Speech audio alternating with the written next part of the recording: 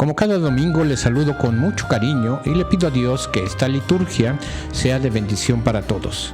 El Evangelio nos dice que Jesús se va a un cerro alto llevándose a Pedro, Jacobo y a Juan, y allí cambia la apariencia de Jesús, ropa brillante y blanquísima, y ven a Elías y Moisés conversando con Jesús, y oyen una voz que dice: «Este es mi Hijo amado, escúchenlo».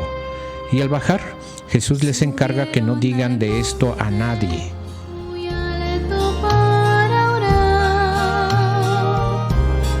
Jesús llevó consigo a Pedro, Santiago y Juan. Mientras él oraba, su rostro resplandeció, su ropa se volvió como la blanca luz. Este es mi Hijo, el amado, escúchenlo, a quien he elegido, a él escúchenlo. Este es mi Hijo, el amado, escúchenlo, a quien he elegido, a él escúchenlo.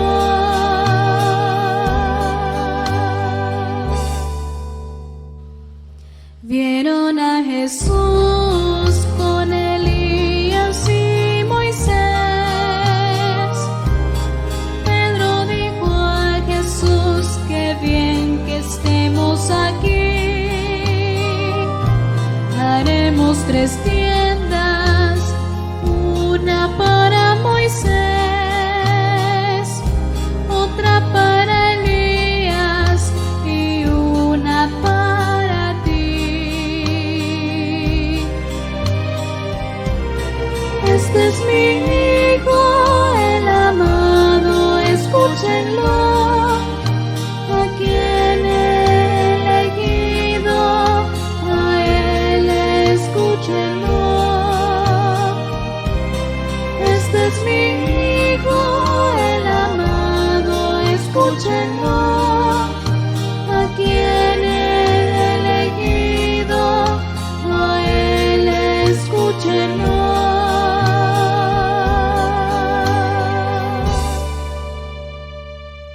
Bajaron el monte y Jesús les ordenó: a nadie dijeran lo que aconteció. Era necesario que tuviera que padecer el Hijo del Hombre, luego resucitará.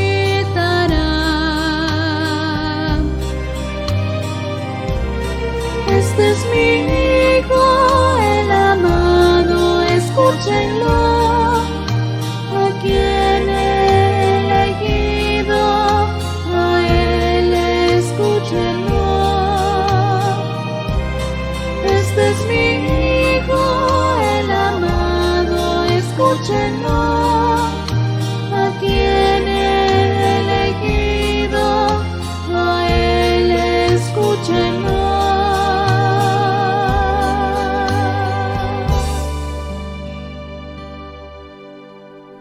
Era necesario que tuviera que padecer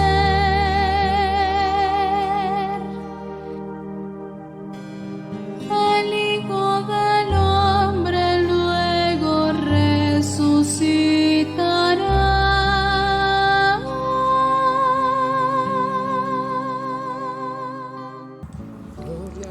Yo no estaba, Jesús, cuando llevaste a Pedro, Santiago y a Juan al monte.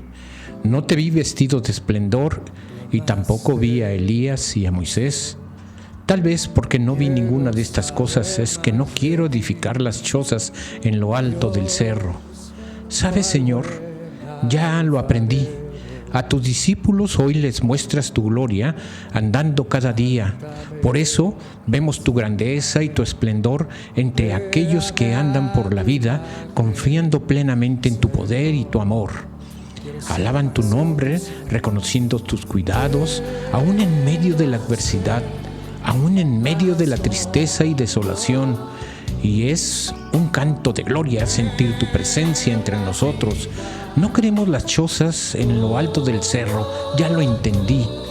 Quiero seguir viviendo en el valle, aún con sombras de violencia y mezquindades, donde hay tormentas de vida y días de sol, donde viven y caminan mis hermanos, donde se escucha reír a los jóvenes y los viejos sueñan con el reino nuevo. Acá en el valle, Señor, donde pasa la vida, donde anduvieron tus pasos, para que siempre nos puedas mostrar tu gloria diaria que nos hace andar.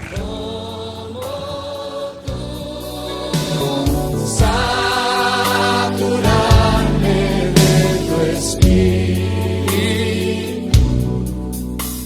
y reflejar al mundo tu amor.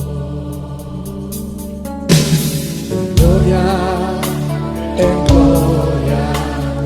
veo. Cuanto más te conozco, Señor, cuanto más te conozco, quiero saber más de ti. Dios, cuán buen alfarero, quebrántame, Señor.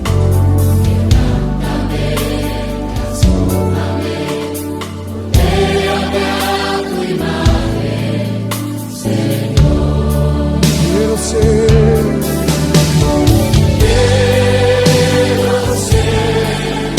más como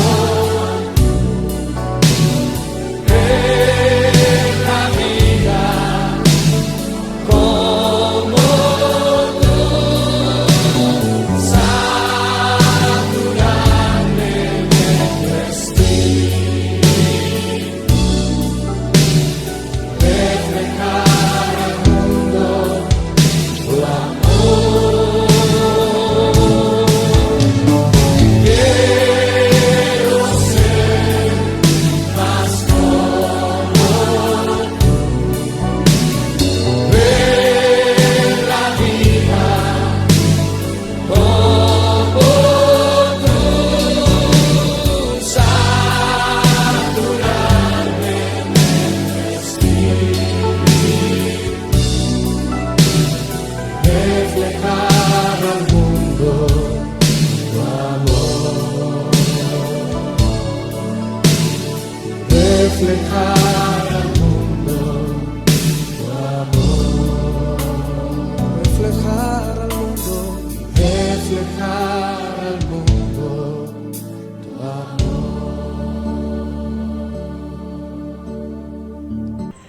Era el Señor un amigo en la marcha cotidiana.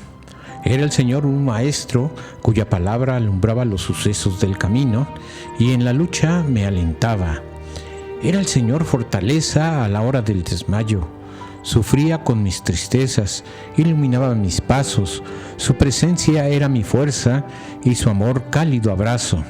Y de tanto ser amigos y contar con su presencia, olvidé su ser divino y el milagro de su esencia. Descuidé el culto debido y descuidé la obediencia. Entonces me llevó al monte de la transfiguración y contemplé en un transporte la imagen de mi Señor, y era Elías su profeta, Moisés su legislador, y supe que el compañero de la vida cotidiana es el Dios solo y eterno, por quien todo se creará, el Hijo en quien Dios se hace prójimo cada mañana. Y comprendí en aquel monte que toda su humanidad era porque quiso ser pobre y andar entre los pobres, y ser Él la buena nueva de perdón y santidad, y que el culto es ese monte si sabemos escuchar al leer la profecía y la ley, voz celestial diciéndonos que es el Hijo quien cumple su voluntad. Y si al bajar de ese monte del culto dominical Su santo poder se esconde en el diario caminar. Le toca a todo creyente su encarnación proclamar.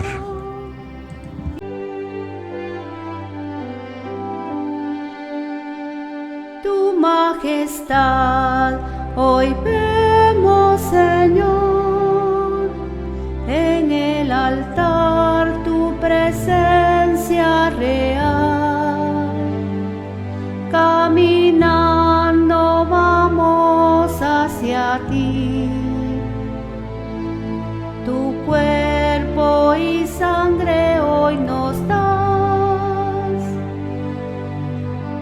tu resplandor nos cubra, Señor, tu resplandor abrigue nuestro ser, que tu gloria hoy nos cubra, Señor, tu resplandor nos cubra, Señor, tu resplandor abrigue nuestro ser, que tu gloria hoy nos cubra, Señor. En el Tabor tu luz les brilló y contemplaron tu gloria, Señor, cuando vieron tu gran resplandor. Dijeron que bien se siente aquí,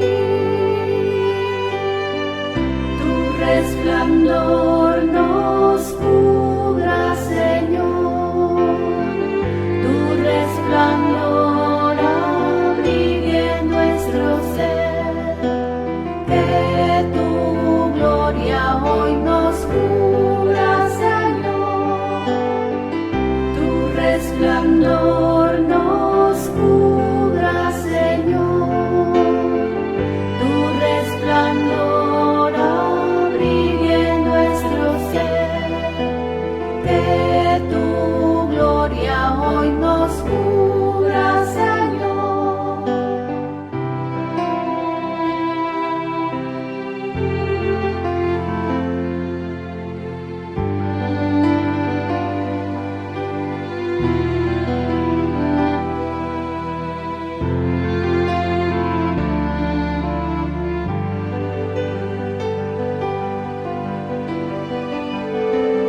Tu resplandor que brille, Señor, en nuestras vidas reflejo de ti.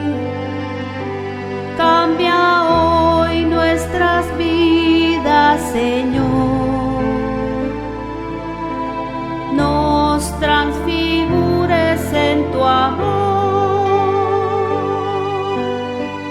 tu resplandor nos cubra, Señor, tu resplandor abrigue nuestro ser, que tu gloria hoy nos cubra, Señor, tu resplandor nos cubra, Señor, tu resplandor abrigue nuestro ser, que tu gloria hoy nos cubra, Señor.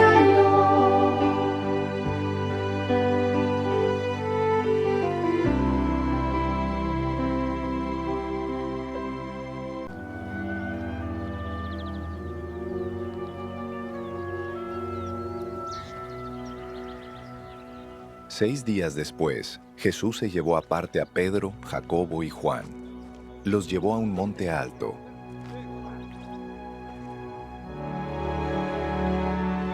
Y allí se transfiguró delante de ellos. Sus vestidos se volvieron resplandecientes y muy blancos como la nieve. Nadie en este mundo que los lavara podría dejarlos tan blancos. Y se les aparecieron Elías y Moisés, y hablaban con Jesús. Pedro le dijo entonces a Jesús: Maestro, qué bueno es para nosotros estar aquí. Vamos a hacer 3 cobertizos, uno para ti, otro para Moisés y otro para Elías. Y es que no sabía qué decir, pues todos estaban espantados. En eso vino una nube y les hizo sombra, y desde la nube se oyó una voz que decía: Este es mi Hijo amado, escúchenlo. Miraron a su alrededor, pero no vieron a nadie. Solo Jesús estaba con ellos. Mientras bajaban del monte, Jesús les mandó que no dijeran a nadie nada de lo que habían visto, hasta que el Hijo del Hombre hubiera resucitado de los muertos. Por eso ellos guardaron el secreto entre sí, aunque se preguntaban qué querría decir aquello de resucitar de los muertos. Les saludo con gozo, con alegría, y le doy gracias a Dios el permitirme estar con ustedes a través de este medio. Miren, el mensaje de este día lo he titulado Tocar, oír y mirar son valores del reino de Dios. Le pido a Dios precisamente que me dé una palabra sencilla, una palabra clara, una palabra entendible que pueda ser instrumentos en sus manos para llegar a su corazón y a mi corazón. Los textos que vamos a abordar en el Antiguo Testamento es el primer libro de Génesis 22, del 1 al 18, la carta a los Romanos 8, de sus versículos 31 al 34, y continuamos con Marcos 9, de sus versículos del 2 al 10. Quiero comenzar, queridos hermanos y hermanas, tocando el texto de Génesis, en la primera lectura del día de hoy, en una forma muy diferente a como la tradición lo ha predicado a través de los años. Y comienzo diciendo que la narración es una forma poética del sacrificio de Isaac por parte de su padre Abraham. Por lo tanto, no se puede entender sin el contexto bíblico histórico en el cual aparece. Cuando leemos el texto literalmente y no estudiamos su contexto, esta historia parece contar que el sacrificio efectivo cometido fue interrumpido por la acción de Dios. Dios no quería que el sacrificio se llevara a cabo hasta el final. El mensaje central es la prueba auténtica de la fe de Abraham. Al demostrar a Abraham que está dispuesto a sacrificar a Isaac, Dios interrumpe el sacrificio y se da por satisfecho. Eso lo podemos leer literalmente.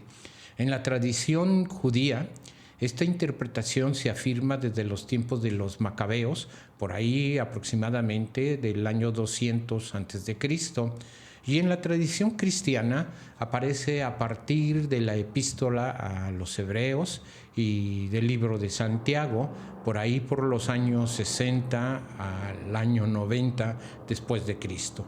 Pero Jesús interpreta estos textos de manera diferente, que ustedes lo pueden ver en Juan 8, 39 al 40. En la lectura tradicional, la fe de Abraham se demuestra por su disposición de cometer el sacrificio de su hijo Isaac. No obstante, una lectura que tome en cuenta el contexto llega al resultado que la fe de Abraham se comprueba en el hecho de rechazar el sacrificio de su hijo. En este pasaje, la prueba consiste en algo que había que rechazar para pasarla. Dios no exige el sacrificio de Isaac como prueba. Si Abraham lo hubiera sacrificado, hubiera perdido la prueba y resultaría un hombre sin fe, un hombre que hace todo lo que los demás hacen, un hombre que sabe cumplir la ley, que esa ley que exige el sacrificio. Sería un hombre de su tiempo. Al rechazar el sacrificio, Abraham se transforma en un hombre de fe frente a la ley vigente de su tiempo. Abraham, al rechazar ese sacrificio, se convierte en ese hombre de fe para sus descendientes, para todos aquellos descendientes de todos los tiempos. Ahora puede dedicar a su hijo por el simple acto de no haberlo sacrificado. En los textos bíblicos, las condenaciones de los sacrificios de los niños están siempre presentes. Lo podemos ver en Levíticos 18:21, donde Dios no está de acuerdo con los sacrificios, en Deuteronomio 12:31. Para los pueblos del Mediterráneo, los sacrificios de los niños tenían una gran atracción, ya que cuando tenían una crisis de autoridad o de legitimidad, recurrían a ellos, como lo podemos ver precisamente con el rey Acaz, ¿sí? Porque vivió más o menos por el año 734 al 727.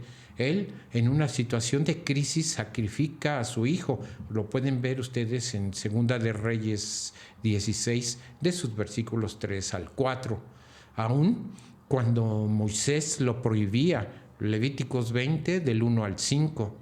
El profeta Jeremías rechaza cualquier posibilidad de que Dios haya exigido el sacrificio de los niños. Lo pueden leer y comprobar en el libro de Jeremías 32-35.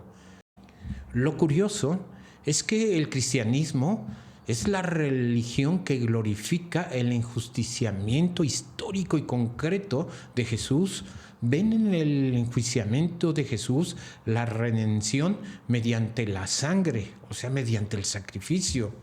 El ser humano ha visto en el asesinato un medio para eliminar el mal.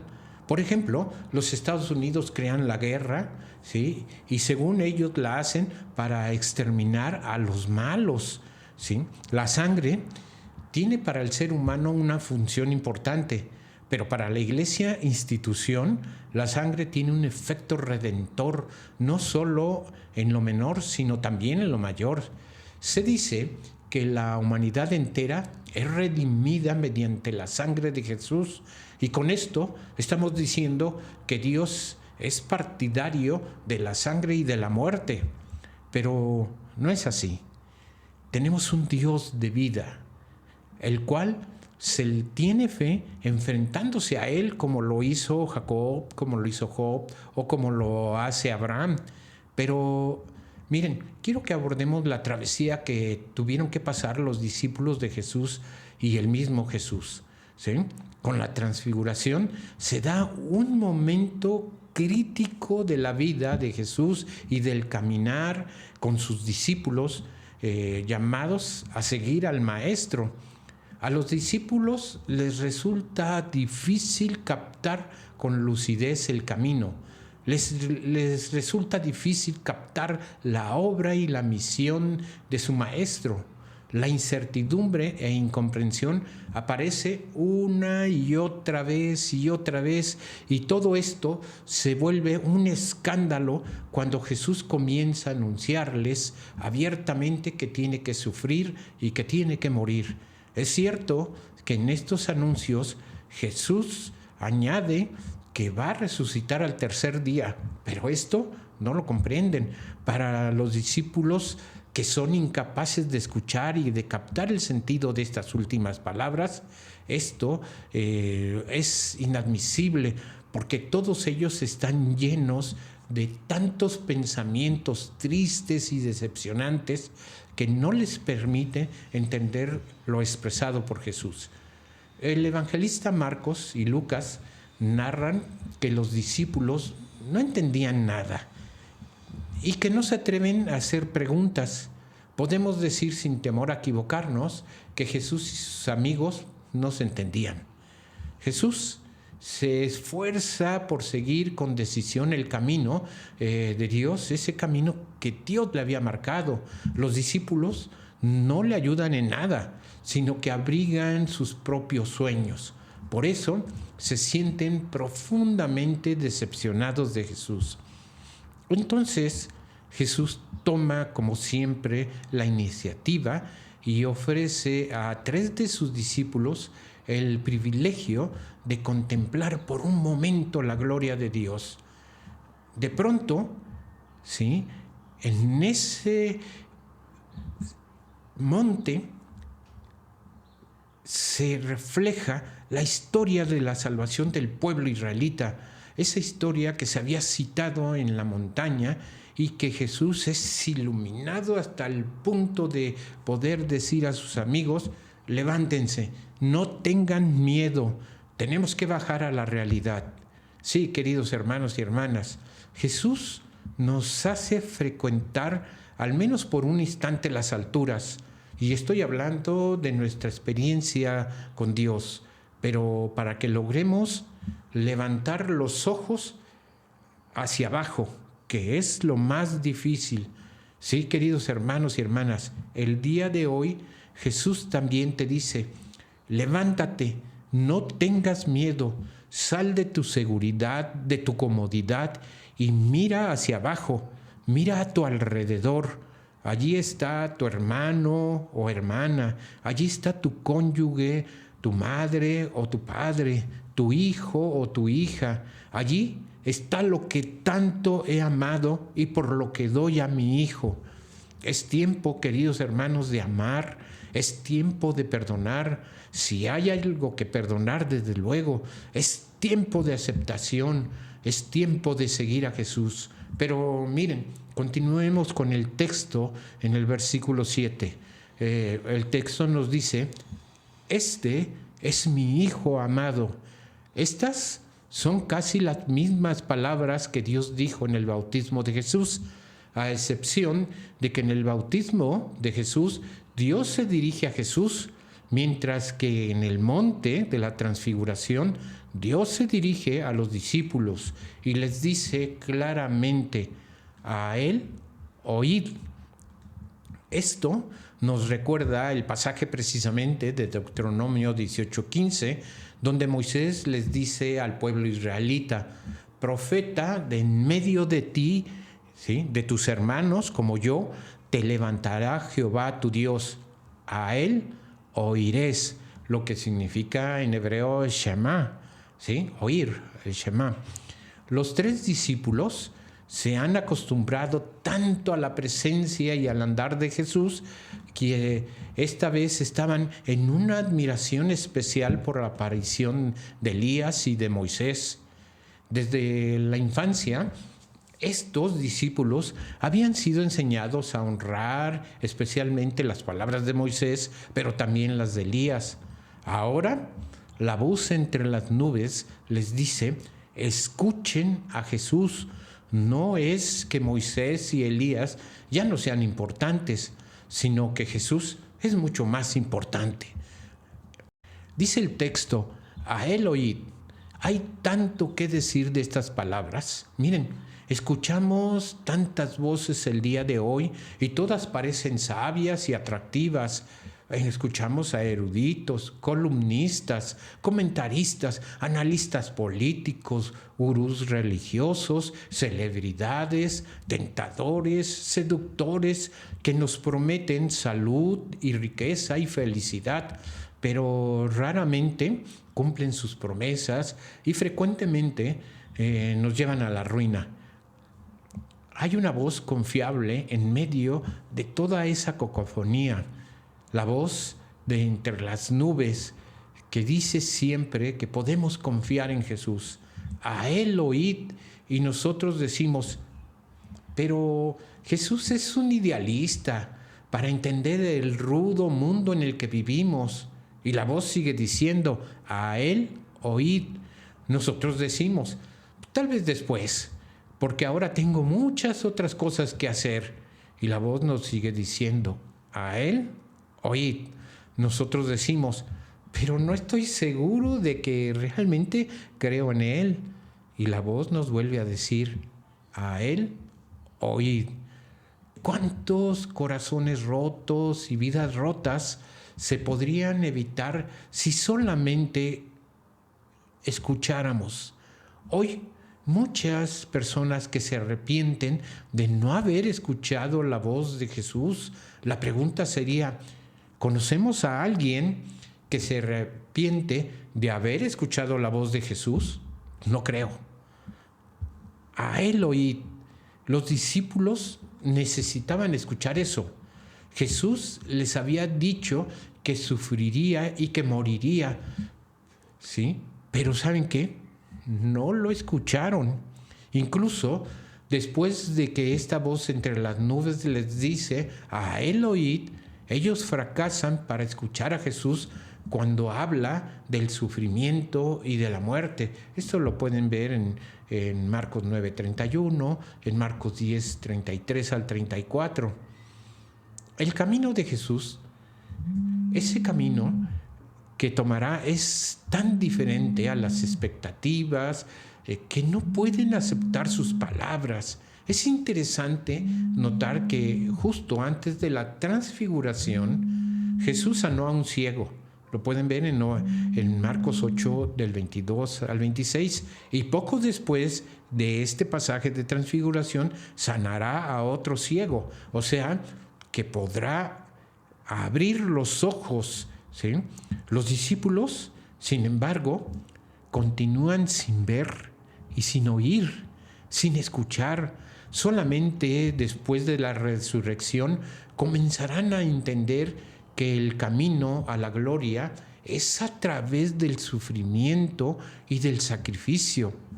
Repentinamente, dice el texto, los discípulos miran alrededor y ven que Elías y Moisés se han ido.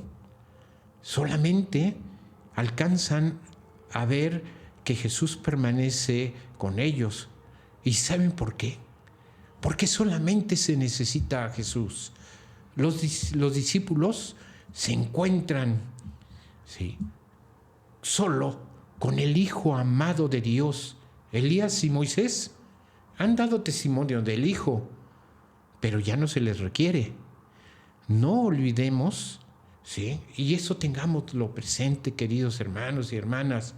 No olvidemos tocar, ya lo hemos visto en los mensajes de los domingos pasados, se nos invita a tocar a todo aquel que tiene necesidad de recibir un abrazo, de recibir un cuidado, de oírlos. No se nos olvide oír, ¿sí?, escuchar la voz de Dios y mirar. Eso es importantísimo. Estos sentidos debemos ponerlos en práctica para reconocer el reinado de Dios entre nosotros.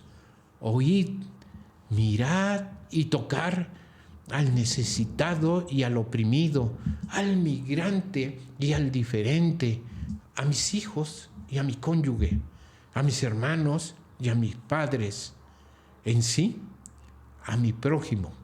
Sí, queridos hermanos, debemos de aprender a tener abiertos nuestros ojos para mirar las necesidades que existen en el mundo, para darnos cuenta de lo que está pasando, y tenemos que oír lo que está sucediendo, y tenemos que aprender que entre todo eso que oímos, allí está la voz de Dios, ¿sí?, para poder abrazar a quien tiene necesidad de un abrazo, para poder oír al que tiene necesidad de ser escuchado, y para mirar las necesidades que existen en nuestro mundo. Que Dios les bendiga y que Dios les guarde. Gracias, Señor, porque bajaste al valle nuevamente, porque no tuviste la intención de quedarte en la montaña para mostrar tu gloria, porque confirmaste que tu reino comienza en el andar de cada día, donde siempre caminaste, donde siempre caminamos, donde la vida se muestra en sombras de muerte y violencia, y también en iluminados días de sol llenos de risas y abrazos, donde se escucha reír a los niños y jóvenes, y vemos a los viejos soñar con el reino nuevo, donde las puertas se abren para recibir al justo y levantar al pecador arrepentido, donde está la mesa grande para dar lugar al que perdona y a quien recibe perdón. Gracias, Señor, por mostrar tu gloria andando cada día. Alabamos tu nombre, reconociendo tus cuidados, y es un canto de amor sentir tu presencia entre nosotros.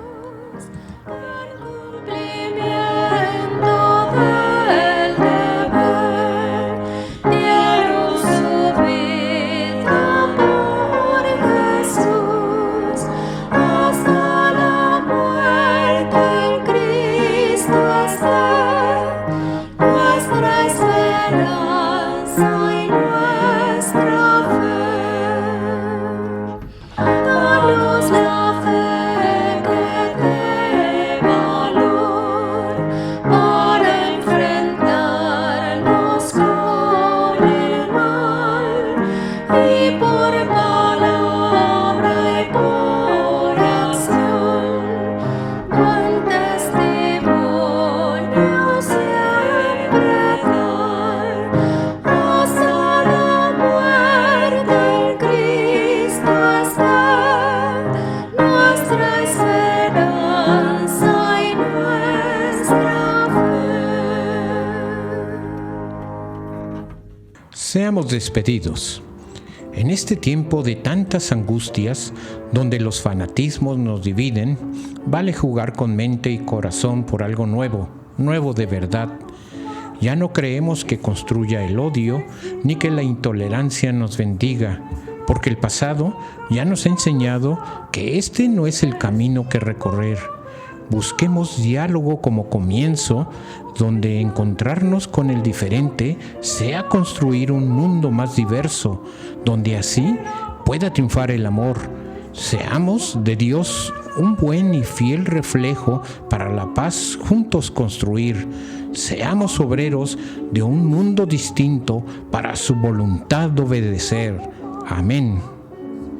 Predicarla qué fácil es, pero qué incoherentes somos. El amor es la gran respuesta. ¿Qué tal si lo probamos? El amor es la gran respuesta. ¿Qué tal si lo probamos? De tal manera Dios demostrando su amor, que a su propio Hijo envió a acabar con el dolor. Jesucristo es la gran respuesta.